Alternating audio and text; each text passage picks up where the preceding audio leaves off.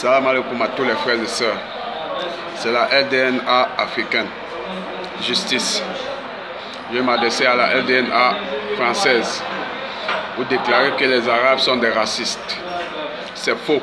C'est vous les racistes. Les vrais racistes, c'est vous.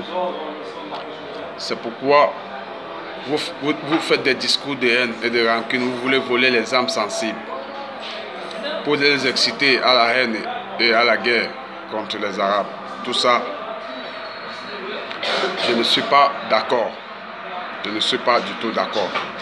Tout ce que vous faites, c'est des bruits de couloir. C'est des bruits de couloir.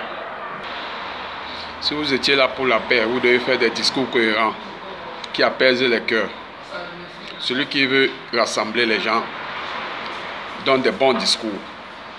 Il n'excite pas les gens avec des mauvais propos. Vous avez parlé de la Libye.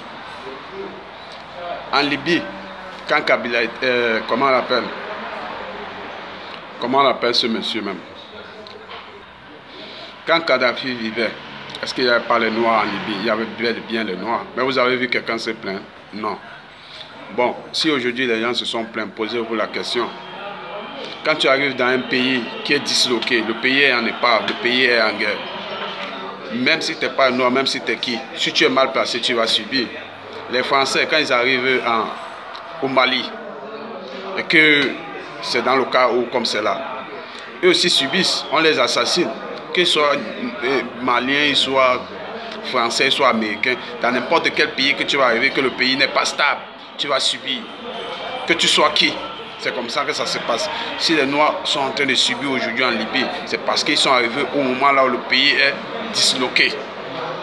C'est pas parce qu'ils sont noirs ou bien parce qu'ils sont de telle couleur. Non.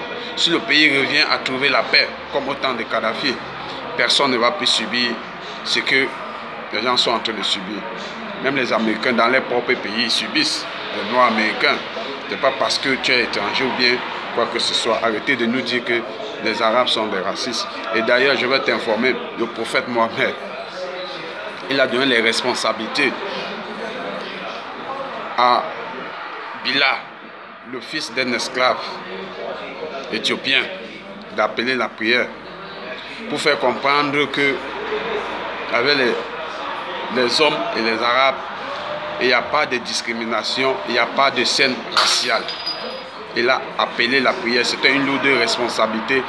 Ça, je t'explique ça pour que tu amènes à comprendre. Toi, tu dis que tu es musulman, vous dites que vous êtes musulman. Et il est inadmissible de chercher à s'aimer les haines dans les cœurs des gens. Aujourd'hui, la question n'est plus de poser si nous allons tous mourir sur cette terre un jour.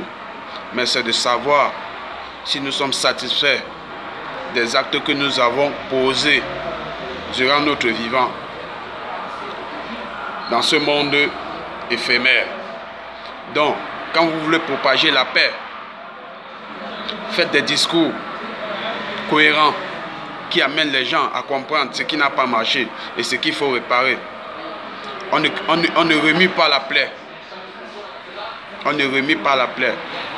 Je t'ai dit, comme je t'ai dit tantôt, les 3XX, il est mort dernièrement. Ce n'est pas un Arabe qui l'a tué.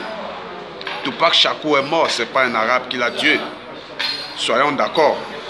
Donc, je veux que vous propagiez un discours cohérent qui mène à la paix entre les nations. D'ailleurs, c'est ma mission. Que la paix soit avec vous. Que la paix soit avec le continent Maghreb, le continent africain, tous les Africains, les pays Maghreb et le monde entier. Prions pour que la paix entre Noirs et Arabes se retrouve. Parce que si on vous laisse, on vous regarde faire, vous allez créer la pagaille, la zizanie. Les petits conflits là, on ne veut plus. Salut, salut. Ciao, ciao.